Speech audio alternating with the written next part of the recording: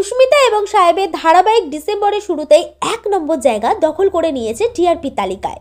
সেখানে মজা ঠাট্টা করার কোনো উপায় থাকে না। এই তালিকার ওপরই নির্ভর করে ধারাবাহিকের জীবন মরণ। কিন্তু সেই সিরিয়াস আবহাওয়া থেকে একেবারে দূরে অবস্থান করেন ধারাবাহিকের নায়ক নায়িকা।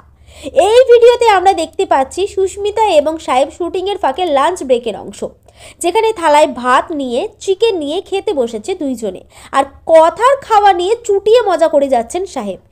একই সঙ্গে এই বছর টেলিভিশনের সেরা অভিনেতা পুরস্কারে ভূষিত হলেন সাহেব ভট্টাচার্য। মঞ্চ থেকে ওঠার আগে হাত মেলালেন সৃজিত মুখোপাধ্যায়ের সাথে। সব মিলিয়ে ডিসেম্বরের শুরুতেই তুঙ্গে বৃহস্পতি সাহেবের।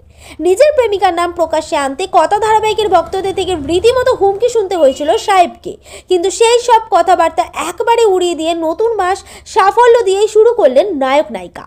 সম্পর্ক যার সাথে হোক না কেন, সাহেব যে সুস্মিতার ব্যাপারে যথেষ্ট কেয়ারিং সেটা ধরা পড়ছে বারবার।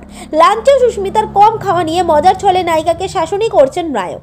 এমনই টেলিভিশনের প্রতি মুহূর্তের হাঁড়ির খবর তাড়াতাড়ি আপনাদের কাছে পৌঁছে দিতে বদ্ধপরিকর টাইমলাইন ক্রিয়েশন।